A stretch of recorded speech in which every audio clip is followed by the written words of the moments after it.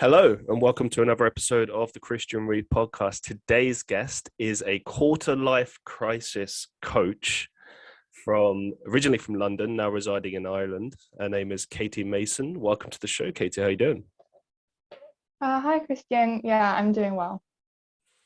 Glad to hear it. Glad to hear it. I've got to just jump straight into this. What is a quarter-life crisis? Yeah, so when I first started thinking of becoming a quarter-life crisis coach, when I was kind of heading in that direction, it was something I assumed a lot of people in their kind of 20s knew what it was. But it turns out, as I'm finding out, it's less well known than I thought. So a quarter-life crisis pretty much comes down to feeling like you don't know what the purpose of your life is. You don't really know where your life is going. You're worried that, oh God, is this it? Like this starting out of adult life period, which is often very difficult and confusing. People are worried, oh, is this what adult life is always going to be like? And yeah, it usually occurs kind of in your 20s. For some people, it can kind of crop up very soon after their first job, especially if it's a job that they're realizing they're not enjoying at all. For some people, it comes a bit later, maybe when they've worked up to a certain level of success and they expected that once they reach that success, they'd be happy. And now they're realizing, oh, I'm still not happy. Okay, what now? So it's a kind of crisis around, is this all life is? And that real frustration and confusion around that. Thanks for answering. So I always do my research heavily on my guests before I actually get into it. But I like to get my guests kind of take on things or in their own words, etc. But I confess I looked into it as well, and I was like, why is this? Why is it? Because I obviously everyone knows what midlife crisis is, and we'll get into that in a second. But I was like, is this a thing? Is this just a kind of a phrase you've coined, which is kind of cool? Because I thought it was brilliant as soon as I heard it. I was like, that's an interesting concept. And then I started looking into it, and based on what you've just outlined there, it's just like, oh, okay. So it's something we probably had I've had it several times in my 20s. I'm nearly at the end now. That sounds ominous. 29 years old. And I could probably say I've had at least 2 or 3 of those in my 20s. And it's interesting as well, just this idea of being disillusioned by things or not knowing what one is doing. Like, for example, my first major one, I would say, was when I was at uni in second year university. And it's just quite common for people to feel like they want to drop out when you're at university, especially when you just got all this work and you're just like, oh, what am I doing? But as the life goes on and at university, you do kind of realize that the whole thing is kind of for a majority of degrees, and I've said this before on the show, so it's not that controversial, but for a majority of degrees, it is this whole business thing constructed to just kind of take your money.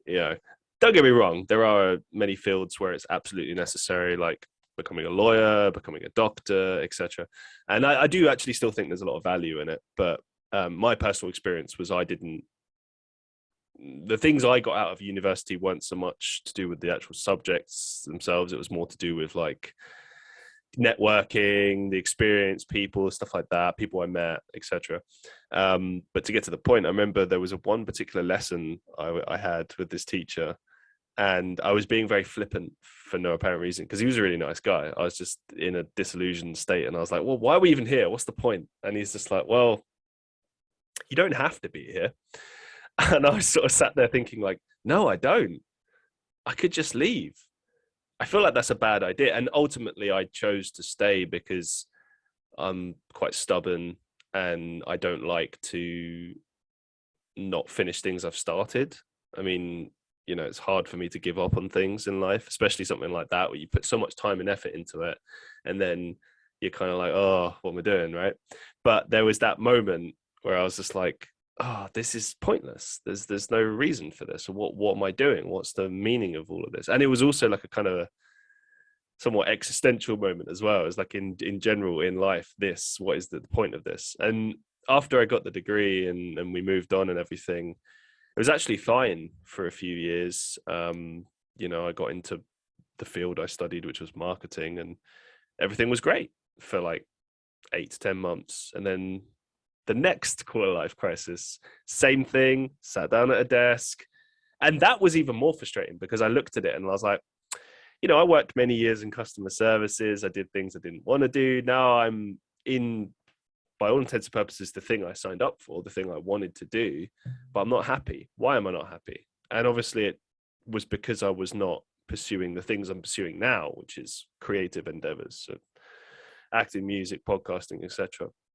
But I didn't know that then because I knew I'd given up on dreams years ago, but I just was thinking, well, I'm an adult now, you got to grow up and can't be chasing these pipe dreams. But then there's that moment where you're like, well, actually, maybe you should be chasing those dreams. Maybe if you're not chasing those dreams, there's an inherent problem. And I think that's maybe one of the reasons why people find themselves in quarter life crises, and especially midlife crises. Like when I heard about this quarter life crisis concept, I feel like if that happens several times in your life and you ignore it every single time, then when you get to the point where you're having a midlife crisis, it's like, I don't want to say like completely your fault, because I don't always think that's the case, but it's like you've had many warnings and you've let it get to that point. And obviously, as we know, midlife crisis is a little bit different. It's more like you get to a certain age, maybe 40s, 50s, and you feel like you've not really explored the possibilities of what you could have done in your younger years, and then obviously there's all the jokes like, oh, I'm going to go out and buy a motorbike, or I'm going to suddenly go traveling. And I still think people should do those things, but it's this idea that, you've not lived enough, maybe. And maybe that's pressure from other people, maybe that's internal pressure, whatever. But to me, this seems like the beginning of that. Like this is like the journey to that, perhaps. But I'm interested, like, for you, where was the point where you started experiencing that? Because obviously the things that we end up studying are then, they come from somewhere. It's always like personal experience. So for you, what was your quarter life crisis moment? Mm-hmm. So I would also say I've had kind of two crises, and I'm 27, so again, nearing the end of my 20s, slowly. But the first real crisis and the bigger one came after I started working my first proper kind of real job. So I studied a thing called actuarial science at university, which directly leads into the career path of being an actuary, which is somebody who kind of works out pension payments and payouts and insurance and a lot of statistics and stuff like that. And during the course of the degree, realized it was much too hard, and I wasn't enjoying it, and I didn't want to go into finance, and the people that I was studying alongside weren't really like me. And the idea of then going into a finance company was just terrifying to me. So I figured out at least that I didn't want to do that. And when I graduated, I went traveling for a few months, which is something that I knew I had wanted to do for a long time anyway. So it wasn't like a last minute panic kind of decision, but it was I was supposed to be kind of taking some time to figure out maybe what I did want to do.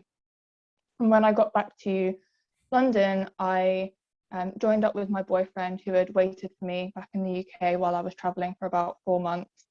And he really put the pressure on to get a job, which, fair enough.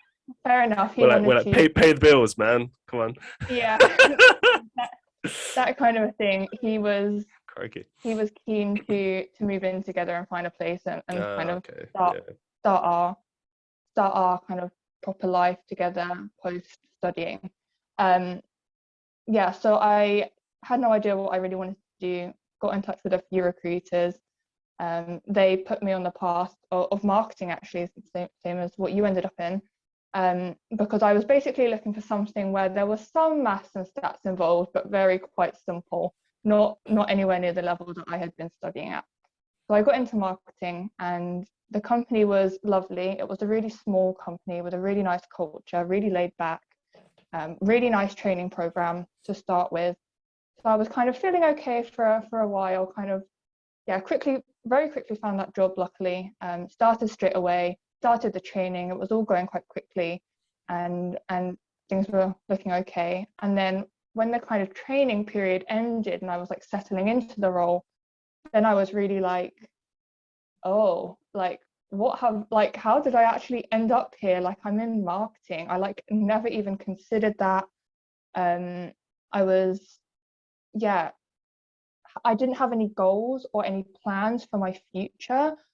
My plan always ended at graduate, go traveling, become an actuary. And now I had done those things, but I wasn't an actuary. And I was very, very confused and very, like, I was kind of freaking out. I remember I had a conversation with my mom of like, I don't know what I'm doing, mom. Like, I feel weird. Like, I felt very, very strange and very uncomfortable. And yeah, I just wasn't really in a good place. And that's when I kind of started getting into personal development a little bit. So got interested in that, and very, very slowly started making changes and becoming more self-aware of who I was and what I wanted. And yeah, slowly kind of edged towards something that felt a bit more like me in my life. But yeah, I had a bit of a second crisis after I quit that job in marketing 3 years later, went traveling again to India, and still didn't really know what I wanted to do. I had the idea of going into charity work or that kind of stuff, but the conversations I was having with people who are in that sector kind of put me off. They were saying, kind of, if it's a small charity, it can be very overwhelming and the workload is huge because everyone is overworked in small charities, but then you feel like you're making a difference. Where if you go into a big charity, it's much more corporate and it's kind of like a regular company, and you don't really feel like you're making a direct benefit. So I was kind of like, oh, I don't know. And then, yeah, kind of throughout the travels was locked down in India for a while with a lot of time to think and still no solutions, and feeling worried. And then a period of about a year where I was cycling around Europe with the guy that I met in India, and trying out a lot of different things through a website called Workaway, where there's lots of hosts looking for volunteers.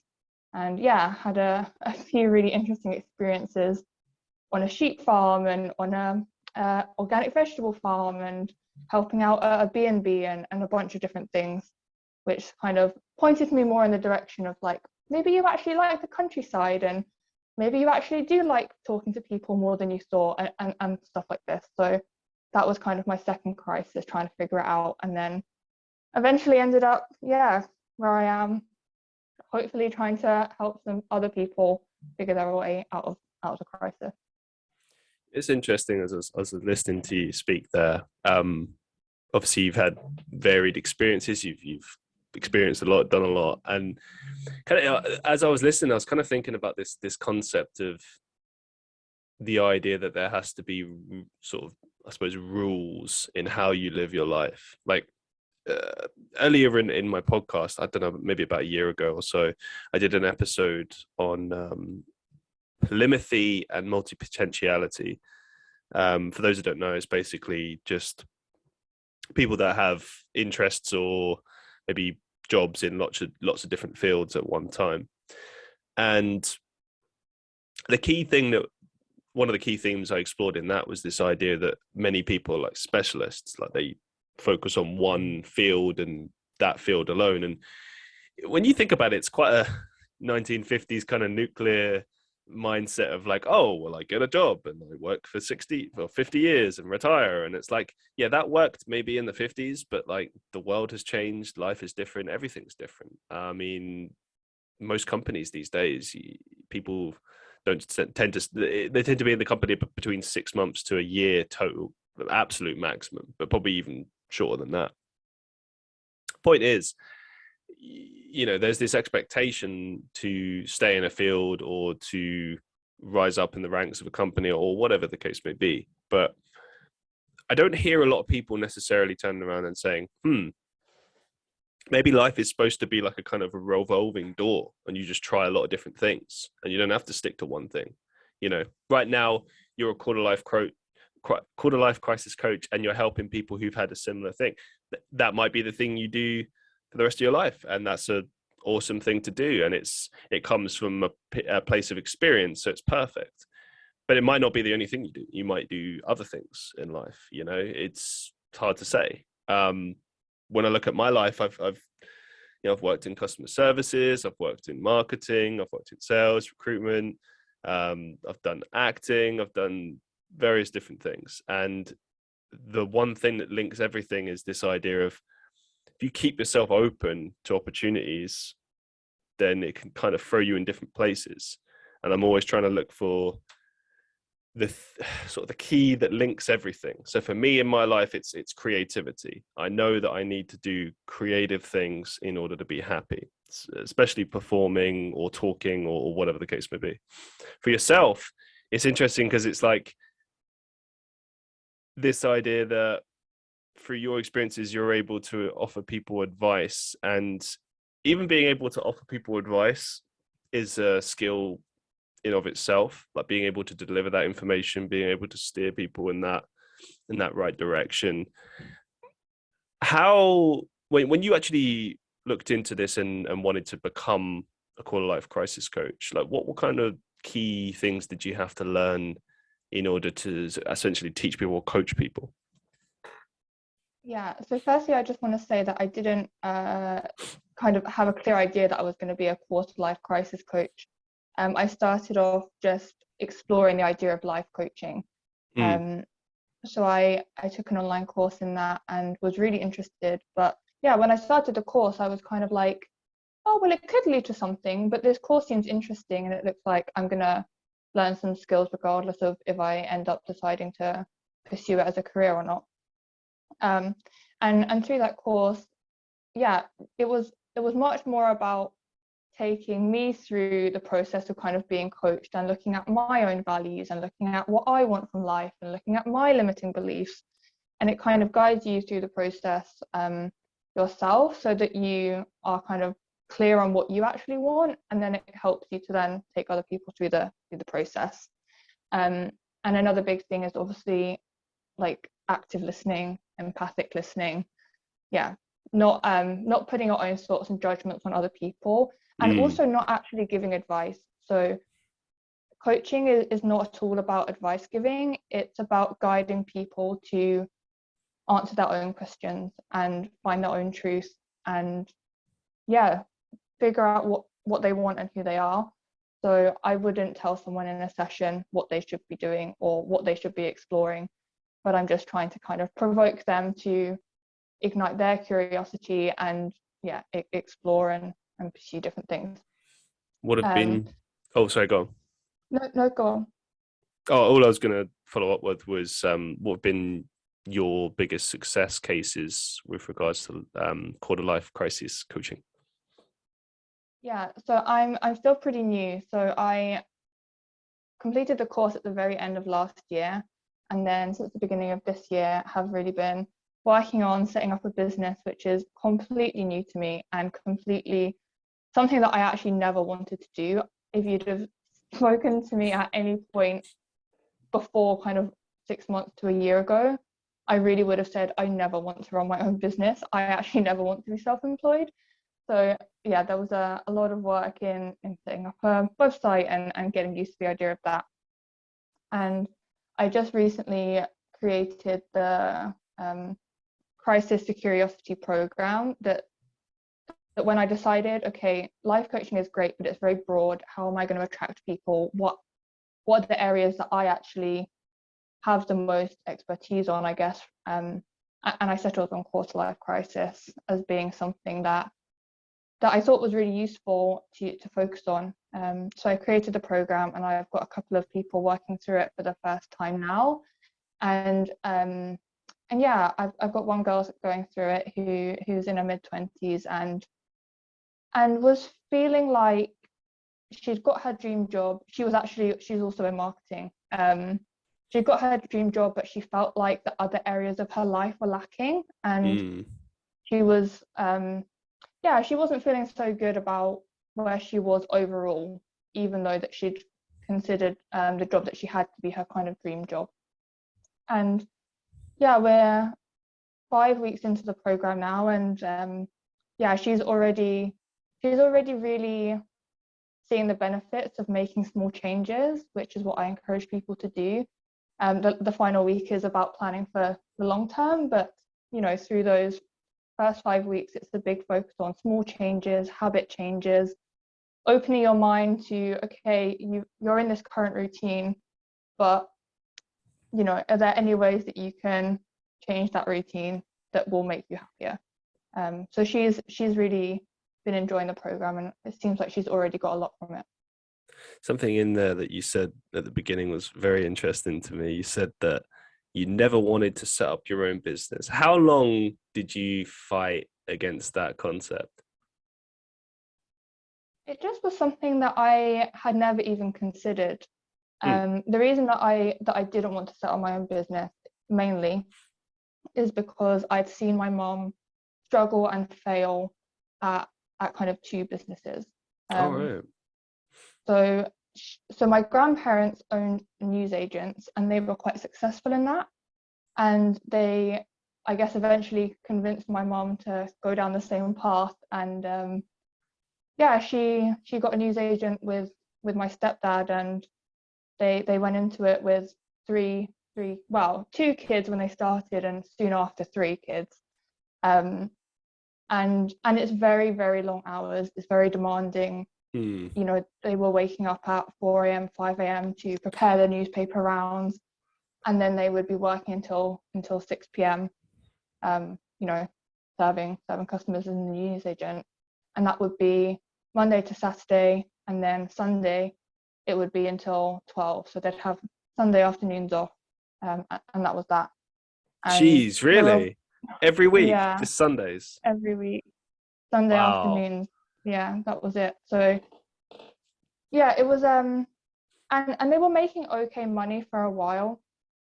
For a while they were making some good money, and we were going on family holidays and stuff like this, but the beginning part of setting it up was difficult, and then they ended up breaking up, and the fallout from them going their 2 separate ways was pretty intense, and left my mom with not much left, basically.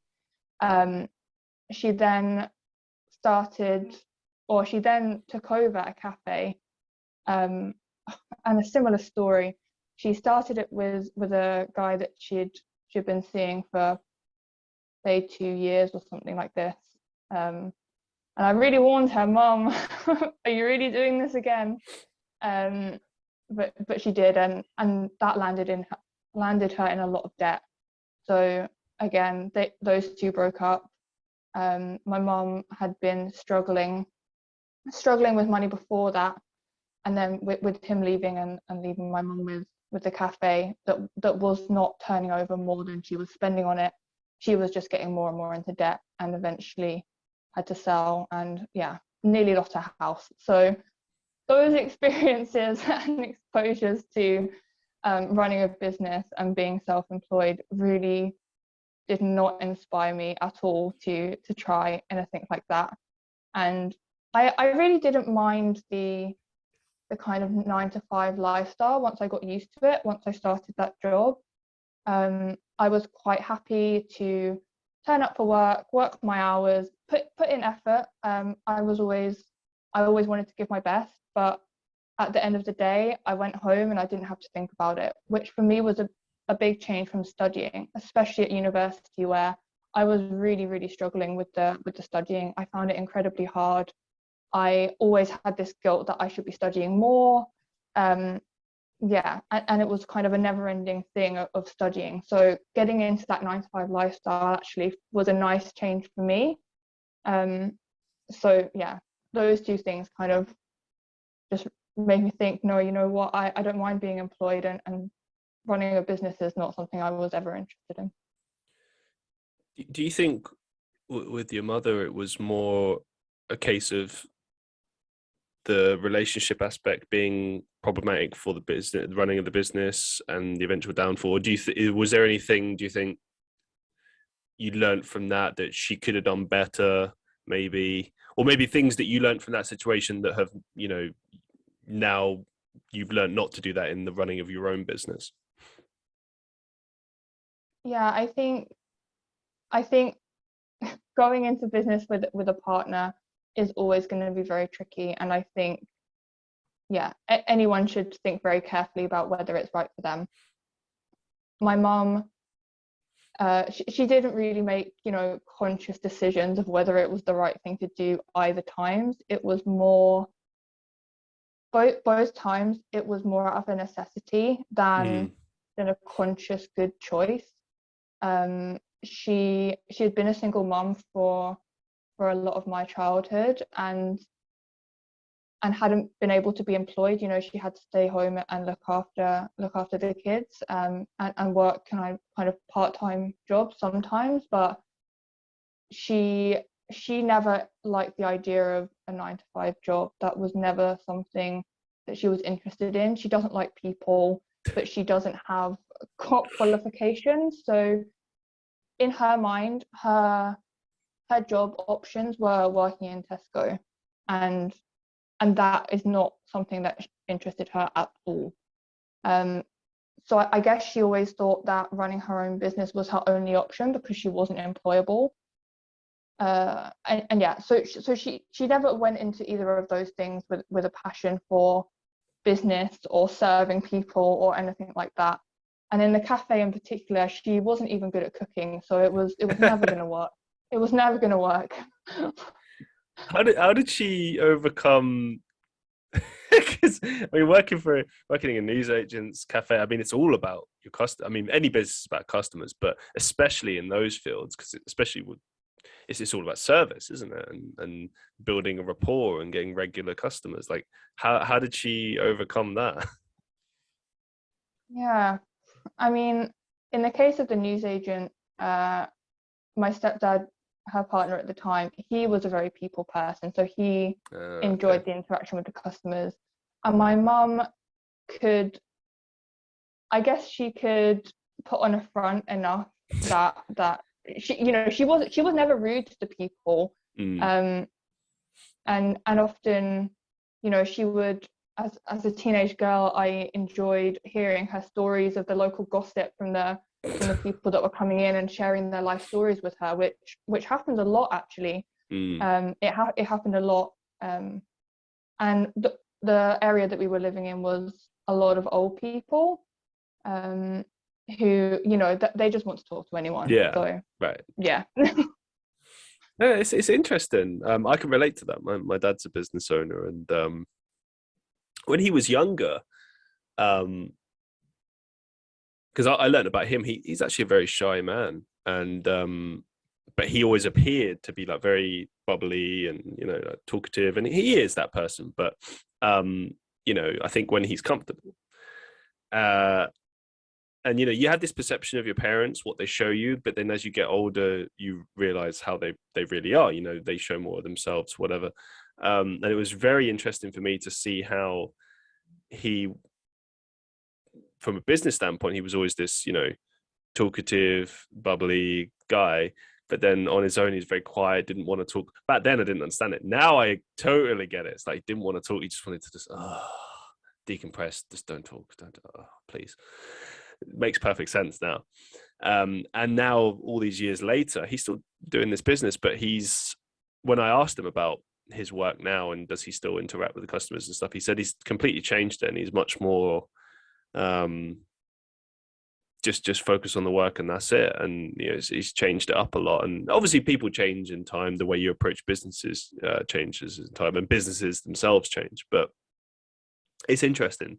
And I think for people that are maybe more introverted, it's a lot more difficult to force that out of yourself or to bring that out of yourself. And yeah, it's not easy. Just even being a conversationist in general. For me, I feel like generally speaking, I'm fairly good at it, but not always. Sometimes, you just find yourself in, there are these amazing people that can make conversations with anyone. And I think that's incredible. I wish I could do that, but it's not for everyone, so, and I think when you're a bit more introverted, it's a lot harder to do that, because you do it when you feel comfortable. If you don't feel comfortable, you might not say a word, and that's often where I sit on that. But as you said before, like with business, you kind of just have to do things. You have to make things happen. You said how she was, head of your family and stuff, and she just had to do these things, not necessarily because it's a good business idea, but just because it's like, well, this is what we need to bring money in to help our family to make things happen, and bringing it back to kind of this idea of having to do things. I really relate to you in terms of this concept of, not wanting to do something and then ending up doing it, because it was the same for me. I'm freelance too, and I never wanted to be freelance. I was actually scared of the idea. I thought like, oh no, that's, there's no job security in that, which in retrospect is hilarious, because, and for anyone listening who's never, well, I was gonna say, I don't know what I was gonna say, who's never worked, I don't, for anyone listening who maybe is scared about going into freelancing or self-employment, I honestly can say that I don't think there's much difference between that and standard employment as far as job security is concerned. There's more of a risk. It's harder to find work, and you have to put more time and effort into getting the work, but you're in control.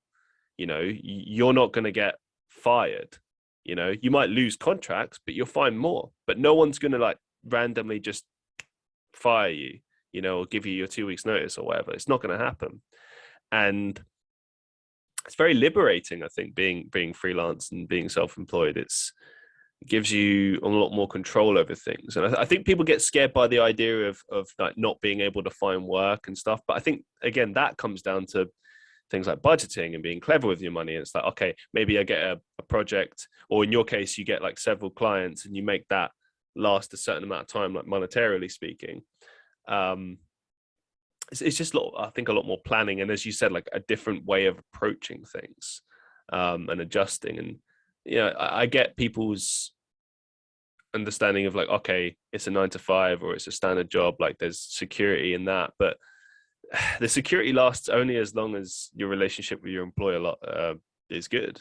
And I've worked in companies before where seemingly the relationships were good, but that didn't matter, and the person still gets fired, because business is a business. If things aren't doing well, then the first thing is always to let staff go. I've noticed this. It's not always necessarily the right decision. I think if you're losing money, the last thing you should do is start cutting staff, unless you've got, I don't know, people on your payroll that you don't need to have on your payroll. I understand that, but people working for you make your business happen. So cutting your employees just seems a bit counterproductive, but I don't know, that's just me.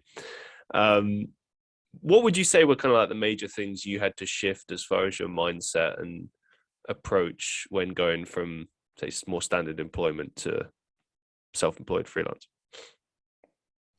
So I'm definitely still working through the mindset of it. Definitely.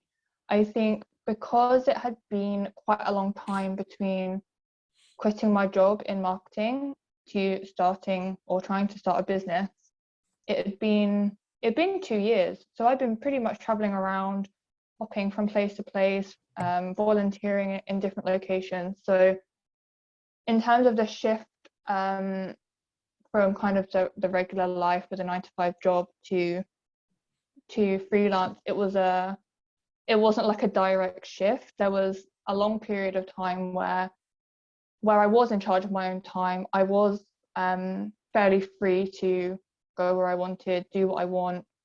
I was volunteering at certain times, but the way that Workaway works is the maximum amount of time you're working in a week or volunteering in a week is 25 hours. So you've got a lot of free time to do what you want, and a lot of the hosts are very flexible in terms of, if you want to, do all of your hours in 4 days, that's fine, or if you want to, you know, do a couple of hours every day, that's also fine. So yeah, if you're lucky, you really do have a lot of flexibility. So that was definitely something I was already in the mindset of that flexibility. But then there was a lot of work that I'm still having to do around routines and habits and making sure I'm getting up on time and actually doing work and not waking up late and then, you know, working all evening because I'm freaking out that I haven't done as much as I wanted. So the discipline has definitely been something that I'm still working on. And that's also one of the reasons why I didn't really ever think I would be good at having my own business, because kind of since university, my discipline to do things on my own, like, just fell off a cliff. Like, I was always a very good kid. I was very self-motivated to study all throughout my like GCSEs, throughout my A levels. And then when I got to university, it was so difficult and it was such a shock, and I really didn't want to do it. And I was struggling with my mental health a lot, especially in my final year. My motivation just completely died, and I just don't think I've ever really got it back to where it was when I was kind of a teenager. So that's been a big thing. And also that mindset shift towards, I do deserve to get clients. I am good enough to tell, or to kind of, you know, guide people. I am the right person to be doing this.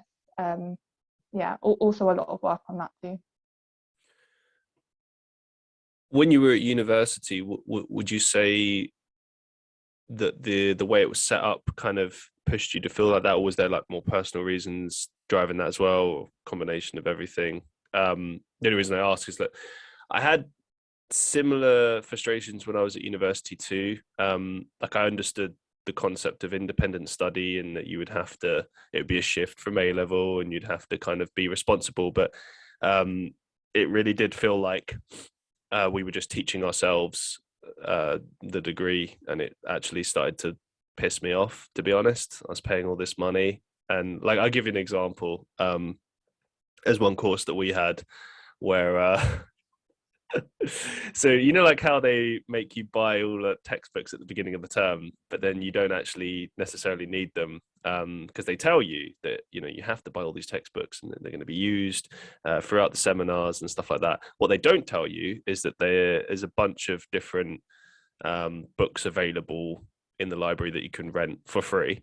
You can also just rent, you know, borrow your friend's books, photocopy the stuff you need before the seminar. You know, they won't tell you that. They'll just be like, no, you need to buy these £70 a pop books. Anyway, so we get this particular subject, which was not, it was a foundational one. It wasn't even one that I chose. It was just one we had to do. And we get the textbook. I had the textbook and I read through most of it. And I'd made a good effort to actually bother with it and try. And the first couple of lectures that we had in this particular field, we were like, hang on, that sounds familiar. And of course, so, you know, most of the lecturers wouldn't be like this. They would actually talk to you, interact. The good ones would interact with you. Those were the ones worth going to. But many of them would either do one or two things. Either one, talk nonsense for like 50 minutes, which might have some connection to what you were doing, but mostly didn't. And it was just one big ego trip for 50 minutes that just didn't, I don't know, it served no purpose. Or number two, they would read word for word verbatim from a PowerPoint. Paying $9,000 a term for this, guys. $9,000 plus other fees. In this particular lecture, not only did the lecturer have the PowerPoint on the backboard, but she was also reading from her book that she wrote, this textbook, word for word. So basically, it was just a glorified reading session where you could just sit and listen to this teacher read her own book for 50 minutes. And then she had the audacity to complain when we wouldn't turn up to the lectures, which by all intents and purposes was a waste of time. Like, you can't just, no one can justify it to me that was not a waste of time. So I I and most of my year just stopped bothering going to those lectures. We went to every single seminar. Seminars, invaluable, but those lectures, absolutely pointless. But that was served some of my frustrations. Other things included just, getting marks back late, teachers not giving you enough direction as far as where to go. But what were the key problems you were facing? Like, why were you struggling, and what were the problems for you? Yeah, so for me, I'm going to assume that maybe you studied a humanities kind of a subject based on what you're talking about. Is Yeah, that right? I did business management with marketing. Right, So okay. that's me. Okay. Yeah, so I've had that experience a lot where the lectures are pretty pointless and are, talking about some random thing that the lecturer wants to talk about, which you don't find relevant, or are just reading from their own books or whatever. My experience with actuarial science being almost exclusively maths, with a little bit of finance, and economics thrown in, but really not a huge amount at all. It was not the kind of same where the lecturer would go off on some random rant. They need to cover the maths of it, and they do. But and we also had a lot of contact time. So compared to a lot of people in my university that I was in halls with or friends with that were doing history or international relations or something like that, I had almost double the contact time compared to them. So I was in more lectures, I was in more classes, and stuff like that. And it was, some of the lecturers were good. Most of them were not. Most of them really were not. There was one in particular that I had for the two different modules, one in second year and one in third year. And he was an incredibly smart guy, incredibly smart. But that made him a terrible, terrible lecturer and teacher. He was so smart that he couldn't explain it in a way that was accessible to someone who wasn't on his level. And obviously we're learning these things for the first time. We are not on his level. And it was so bad. And I guess he had so much bad feedback over the years, that his solution, instead of improving his teaching, maybe, he basically told you all the answers to the exam before the exam. So in the final lecture, you needed to make sure that you went to that one, and he would heavily hint which past paper questions you should focus your revision on. And that was his solution, basically, was to just tell you what was going to be in the exam and hope for the best. But even then, I was struggling. Even in my third year course with him, I still nearly failed that class because I just didn't understand. So the idea of memorizing the solution to a similar problem, it just didn't translate for me, because I could look at the example that I was supposed to be looking at, but I wouldn't understand how to get to the different steps. So when I'm applying it to something that's very similar, I can't make those steps. I can't recreate the steps because I just don't understand the links between them. And yeah, so the difficulty of the course was very hard, especially given the people I was studying with. So on my course on actuarial science, there was 60 people in my year, and we studied a lot with people in business, mathematics, or something like that, and some economics people in first and second year and stuff. But on my actual course, there were 60 people, and I was the only white person on my course. So everyone else was from China, was from Malaysia, was from Singapore, and they were coming into the first year at a much higher level and knowledge of maths than I was, because they'd already done it back in their home countries. So the first year for almost everyone else was revision, whereas for me, everything was new and everything was like, I was needing to learn it. Whereas for everyone else, they were like, yeah, we did this 2 years ago already. Like, what? So I was at a real disadvantage. And being someone who had been told throughout my school career that I was a smart kid and that I was really intelligent and that I was going places and all this stuff and top marks in the class often, to then go into that kind of environment where I was dead last was very, very, very tough. And yeah, it was very tough. I had a similar experience as well. Like, I remember sitting down for my first year for business management and marketing. It's foundation. So as you said, like you have like mixed classes, people from lots of different subjects. And I think you have, at least at my uni, you had until the beginning of second year to change your course. So you could still change your course if you wanted to.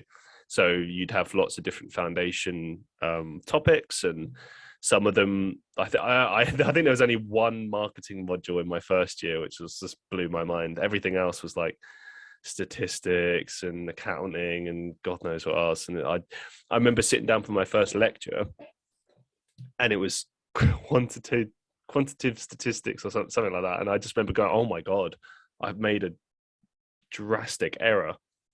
This isn't what I thought I'd be studying. What is this? Oh my God. Oh my God. And then the funny thing was, the next lesson, something totally different, was the complete flip 180. It was stuff I'd done at like first level GCSE business that we'd done like a million times. So it was either way too easy or way too hard. There was like no in between. And there's always going to be students that like levels above you that have studied a foundation year somewhere else, or particularly European students. And Asian students have like better education system. Maybe that's why. I think there's the baccalaureate in Europe.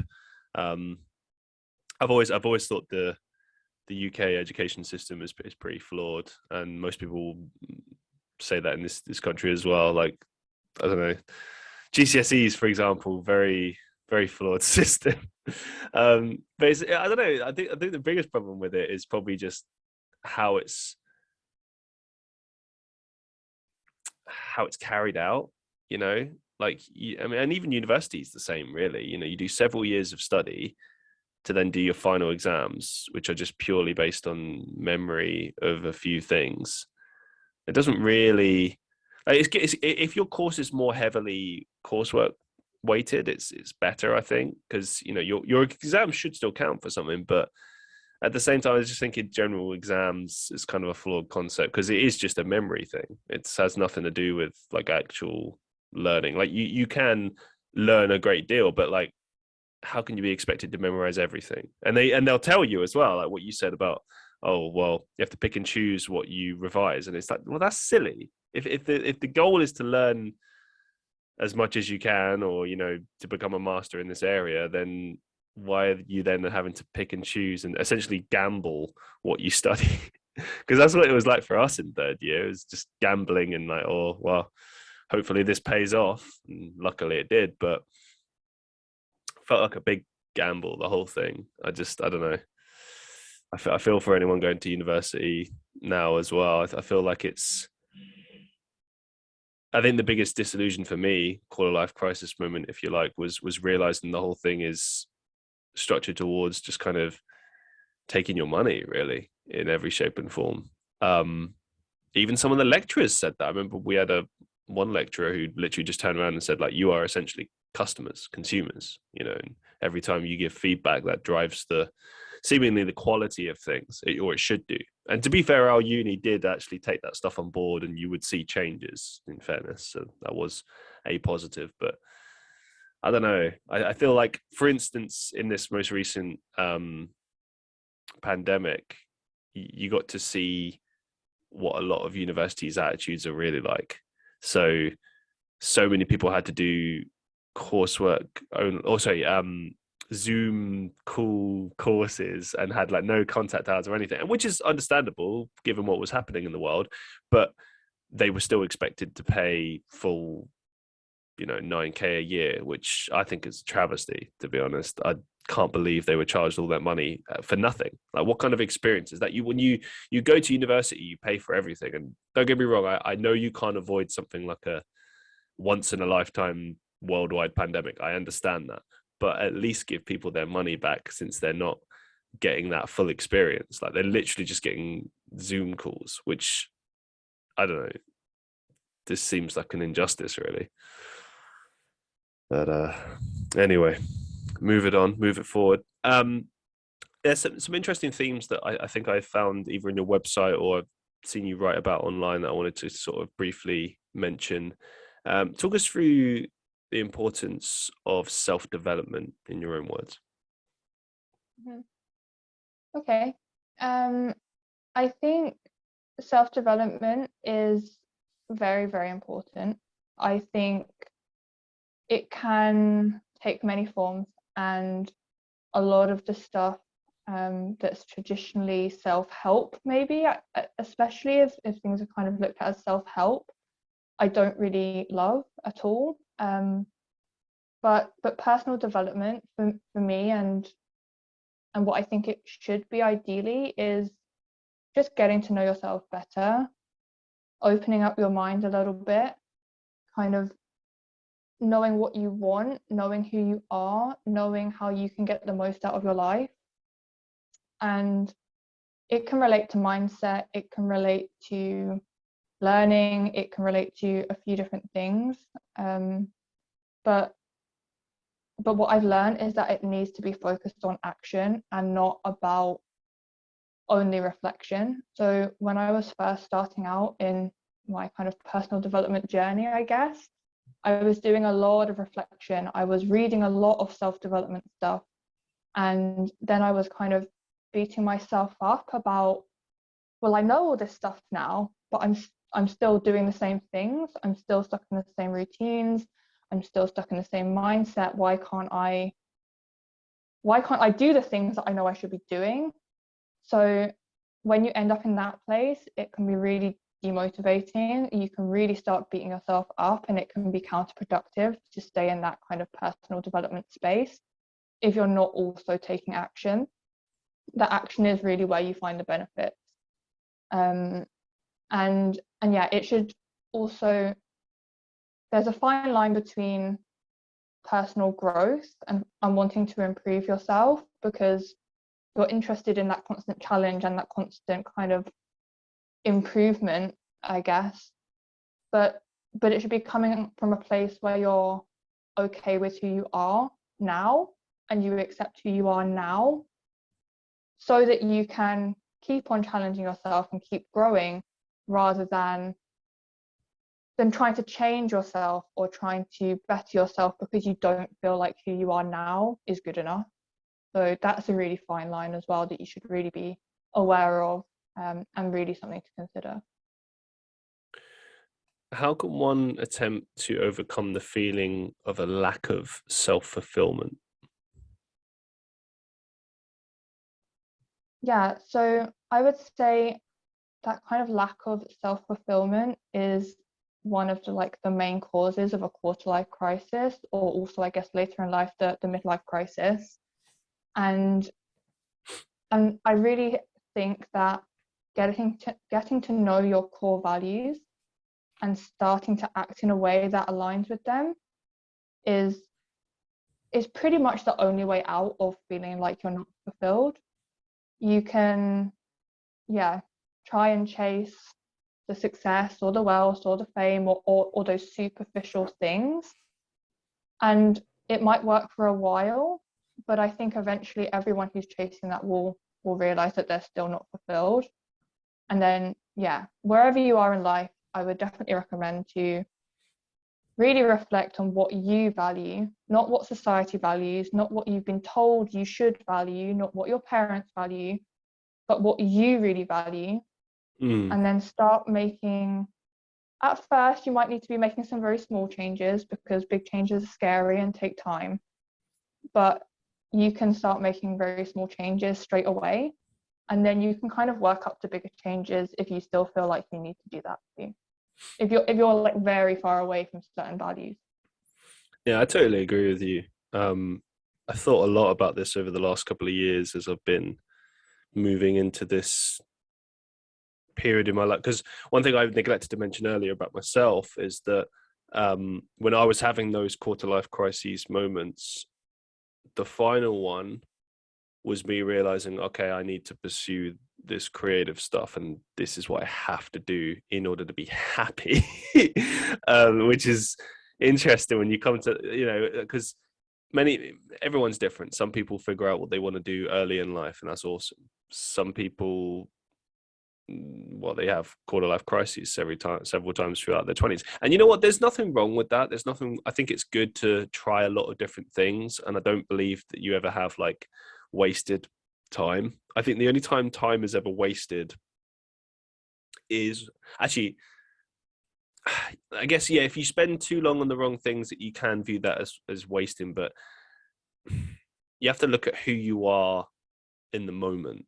It's very easy to look back and be like, oh, I should have done this, I should have done that. And it's like, well, you just weren't that person yet. You didn't, like, I know of myself, I didn't have the strength to make those decisions when I was younger, because I was just scared of everything, scared that things wouldn't work out, scared. For instance, we spoke about working for yourself. I was terrified of that idea. I thought like, oh, how would you ever find money? And now there's like a million ways to do that. And it's, I don't know, I think that, as you said, like you have to have a clear understanding of what it is you're looking for. Like for me, I want to do all these creative things, and I want that to be what I do for a living. I don't want to do the 9 to 5 anymore. I don't want to be beholden to companies, because I am freelance, but I'm still beholden to a certain extent, like several days a week, working 9 to 5, doing something that is okay. I'm glad it pays. I'm glad that it's not stuff I used to have to do.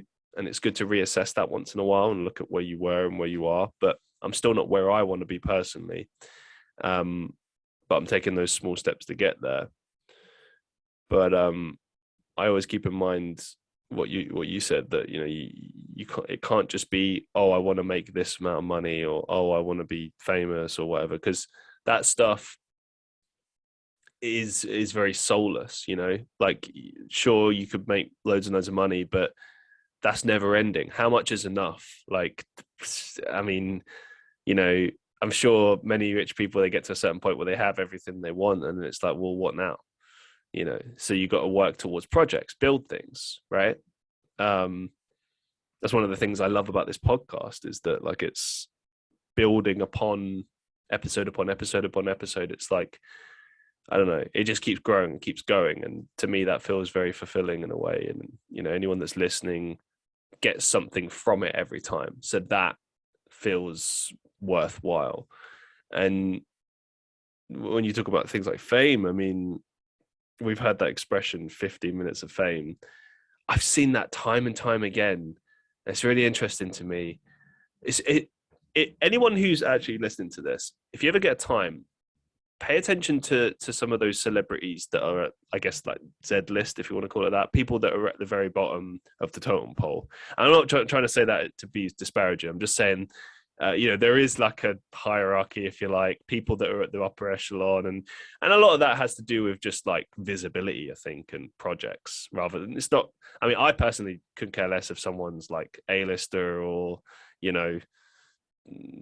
Z-lister. It doesn't matter to me. Like, every human being's worth is the same. Like, everyone's equal, unfortunately not everyone sees it that way, but that's my personal perception. I just think it's good if you have work and your work makes people happy, great, and you're not hurting anyone, live life how you want to live it, right? But the ones that are at the bottom that are really actually, some of them at the top do it as well, actually, so it doesn't really matter if you're at the bottom or the top. There are some people, famous people, that like have to be famous. So there are a lot of famous people that are like, they just happen to be famous, or they just keep being in the public consciousness, whatever. Some people that will perpetually be famous because they had a profound impact, like, I don't know, maybe Will Smith or Daniel Radcliffe, because at one time they were this character or this person, and they'll forever be known, right? But then you got a lot of people that they come and they go. You find yourself going like, oh, where did this person go? And sometimes people move on. Sometimes people just move out of the public eye and they carry on their life in something else. But there are these certain people that like continuously go after it. They have to be on every single panel show. They have to be on every single possible show that's out there. They have to be seen. And I don't understand that. I would guess maybe it's they need attention. I guess if you had to like make a really logical, like a really basic observation, like, oh, maybe it's that's what it seems like. But I just think it's very thankless, because especially these days, because people's attention spans are so short these days. Like maybe 50, 60 years ago, celebrities were like really amazing. These days, I don't know. I mean, I think there are people that are genuinely revered and respected and loved and cherished and stuff, but like other people, like especially online content creators, it seems very thankless. It's like, okay, you're in the public consciousness for a moment, and then suddenly you're not relevant anymore, and then there's this term of relevance, which I just think is a really like harsh concept. Like, you're always relevant. Like, what do you mean they're not relevant anymore? Like, who decides that? Like, I guess you could say, oh, the internet decides that, people decide that, but I don't know, man. I guess it goes back to the point. I digress a little bit. It goes back to the point of what you value. Like for me, I don't really see money or fame as being particularly important. I think financial freedom is an excellent thing to have, but more because of what it allows you to do rather than what it allows you to buy. You know, I think it's being able to, for example, travel the world, have experiences, create projects. You know, you spoke of all the volunteer work that you've done. You know, imagine being able to set up your own foundations and your own projects and see them yourself and see how they help people. I mean, that's the stuff that's worth investing in. I mean, I don't know. This is just my personal opinion, but yeah, what you value is key in life, isn't it? It's anyway. Yeah. And I would say that normally the people who are chasing money, who are chasing fame, who are chasing relevancy and all that stuff, I don't really think that anyone's true core values are those things. It's just if you don't know what you actually value, those are the kind of go-to things, because that's kind of, you know, what society deems as successful is being wealthy or being famous. And there's that perception of power that comes with being wealthy or famous. And a lot of people are craving that because they don't know what they actually want. And most likely there's some kind of a need for acceptance or power or something that they didn't really have maybe as a child or whatever. Yeah.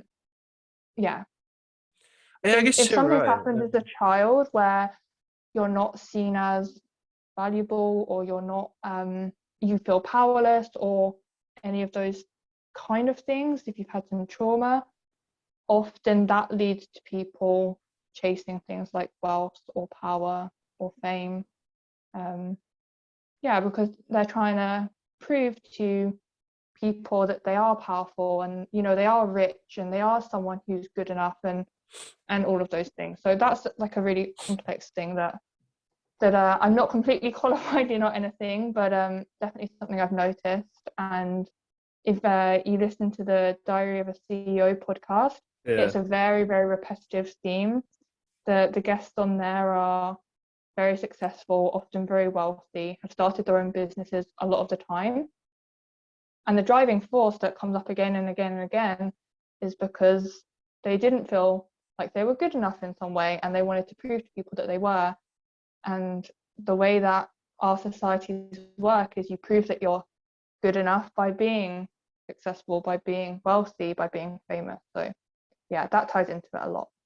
I've noticed this actually. There's people that I know who've become successful who then kind of treated me a bit like nothing afterwards.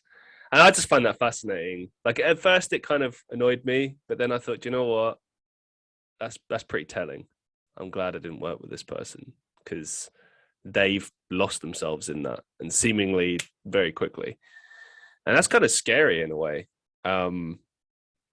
Because I don't know, I'd see right through it. Like, I couldn't care less if someone has like a Gucci bag, or they're super famous. Like, who gives a shit? Like, really? Like, you still go to the toilet, you still have a mother and a father, do you know what I mean? Like, you're still a human. Like, fame used to be like, and I've said this on the show before, but it used to be this thing that, like, you were like 100 years ago, you would have been respected because you've changed things in a profound way. I don't know, you've invented something that changed people's lives or something like that. These days, you can be famous for anything, and it really is like, 1 minute everyone loves you, next minute no one cares, which arguably is worse than being hated. Apathy. I get that a lot these days, sort of putting stuff out there and just nothing, like I recently made a post about potentially doing a show where I would like reflect, because I'm close to 2 years of the podcast. I was like, oh great, I'll throw this out there. And I tried to do this a year ago, didn't work then, tried to do it again this year, didn't work. I was like, oh, send in your questions and I'll answer anything about the podcast, and nothing. One person got back to me, and shout out to her, Vilma, what's going on? And no one else got back, and I really pushed it, and I promoted it everywhere, and then I kind of realized I didn't take it too harshly, because I was like, you know what, it's just for the few people that do support me, maybe they didn't see it, maybe they're busy, whatever, it's fine. But there's like, I don't know, I got like 1,000 people following me on Instagram.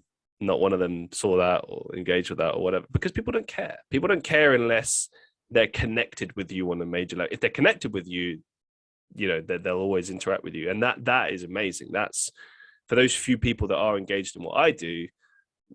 It blows my mind every time. And I make sure that everything I create is as good as it possibly can be for those people, because I know that they're going to listen to this and they'll get something out of this, and that's what matters.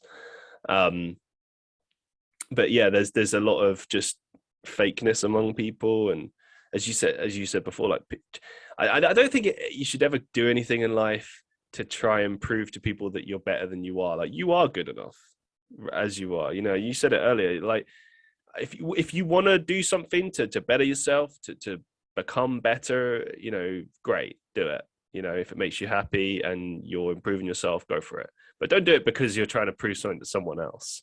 Like, that's always the wrong, because then they're never going to give you the gratification you want. You could become super successful, have a FTSE 100 business, and they'll still probably just bullshit you or be like, oh, you don't deserve it or whatever. Like, like you can't win.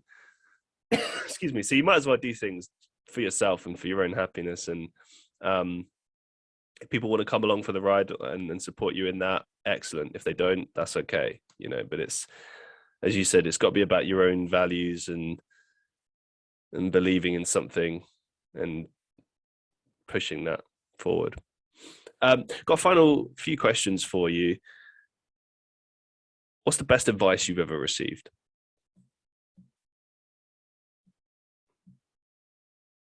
I don't know. To be honest, I haven't had that much advice from the people in my kind of real life. Recently, I've been thinking about the kind of mention of mentors and the importance of that in kind of developing a business, for example. And I'm always like, how do people find these mentors? I've never had someone in my life who was kind of old and wise and wanted to help me. And a lot of the advice I got from my family was looking back very unhelpful, actually. The messages I got as a kid was, you're the clever one of the family. Like, all of my family on both sides were not rich by any standards at all, and struggled a lot in their life and didn't enjoy working. So their kind of advice and message to me throughout my childhood was, oh wow, you're actually smart, you could get a well-paying job and you could be rich and you could actually be happy, and it doesn't really matter if you like your job, because nobody likes their job, but if you're earning good money, you're one up on the rest of us. which I bought into for a long time until I got to university and realized, nope, I'm getting out of it before I even start. The idea of, finance industry or a well-paying, stressful job, just I already knew before I even experienced the working world that wasn't going to go well for me. But in terms of good advice, I guess the advice to evaluate your values, that was a big thing in the first ever personal development book I read, The Subtle Art of Not Giving a Fuck by Mark Manson. Recommend it to everyone all the time. There's a big focus on giving a fuck about the right things and knowing your values, and that really sparked my journey, I guess.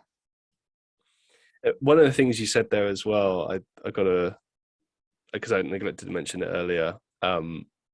You said about how you were looking around at university and it's like, oh, I'm nothing like these people. I had the exact same thing.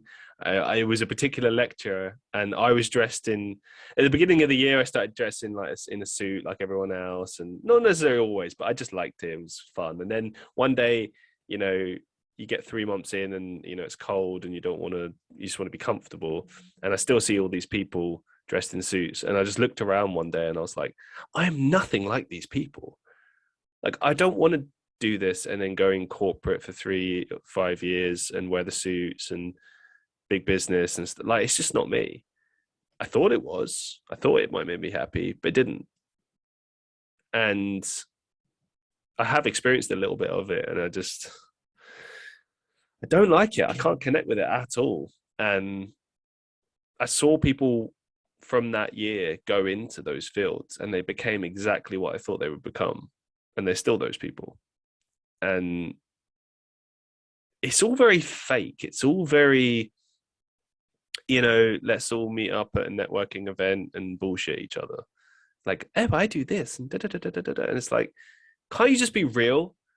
Like, because don't get me wrong, there are a lot of people in business that are real and will give it to you straight and just say it how it is. And those people are brilliant because they're not time wasters, and I don't do that either. Like, I'm just like, I'll say it how it is.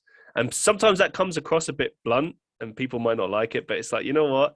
I'm not going to waste people's time. I'm not going to put a pretty bow on something. I'll say it how it is, and we can do business together, and we can get somewhere with this. We can work on this, I don't understand where that mindset comes from. And it's prevalent in all those different fields of business, accounting, marketing, international business, whatever, like just all the same. And I don't know, maybe it's a keeping up appearances thing, but it does very much feel like, oh, you're either with us or against us kind of mindset. And it's like, and that's the thing as well. I'll add to this as well. There is a point to this. When I got into those industries, there's nothing like that. You could do that. That's one option, but there's also 15 other options that were more preferable that they never taught us about at uni. Like, if I'd have known, for instance, that I could do like copywriting, SEO, be a freelance writer from home. Like right now I do freelance sales, recruitment, etc. That's my biggest client. And they never told me I could do that at uni. They never said that was a possibility. I found that myself. And why did they not tell me at university? Because they're trying to sell you a product and an idea. They want you to go in that direction. They want you to do their masters and then, maybe do the doctorate and get as much as they can from you. And if they can't, all right, cool, work for these companies that are affiliated with us. It's all connected. It's not all doom and gloom, guys, but if you are listening and you're unaware, especially if you're thinking about going to university, think it through, do your research. It's not the only way. Just so. Definitely. I would say it's not the only way. And I wish that I kind of had my eyes opened a little bit more to other routes. And especially now, there's apprenticeships and direct schemes into a lot of, big financial companies even, that you can leave your A-levels and go straight to an internship. And there's definitely other options. And if university is the thing for you and you decide that's what you want to do, great. But I definitely would recommend to go in a direction where you're informed about what it's going to be and what the benefits are going to be, and all of that stuff, for sure. 100%. What's the biggest life lesson you've ever learned?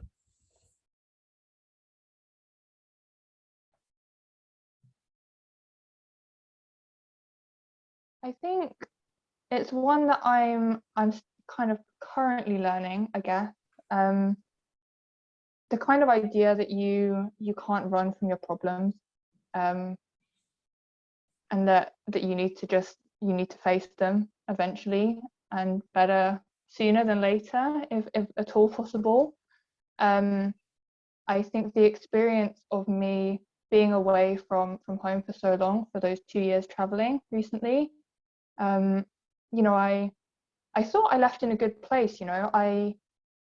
I had an amazing kind of summer and then tiny bit of winter, before leaving my job and going traveling, where I'd broken up with my ex, and I'd been in that really, really toxic and eventually abusive relationship for far too long, and had a great summer, saw my friends all the time, had loads of fun, dated for fun a little bit. I felt like I was in a really good place.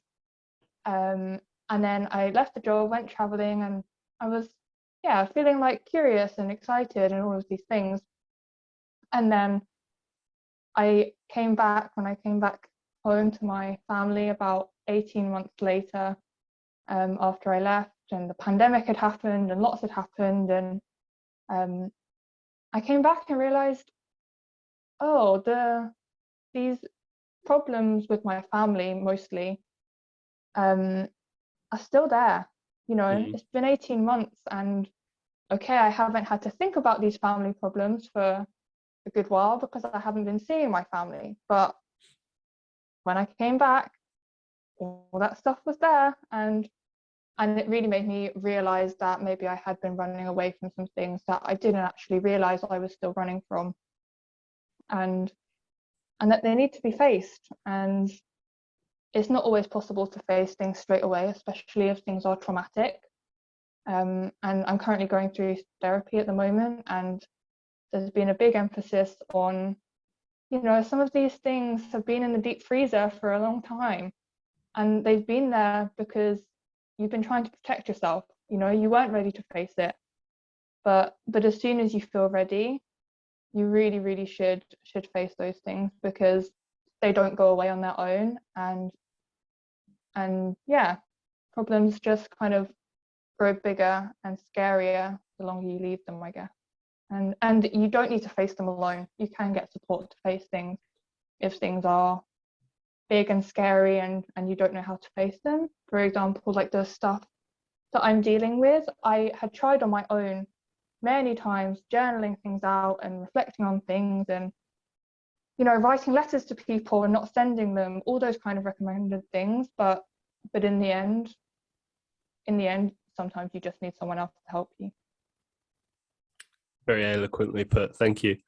As we draw things to a close, do you have any upcoming projects or final thoughts that you'd like to share with our listeners?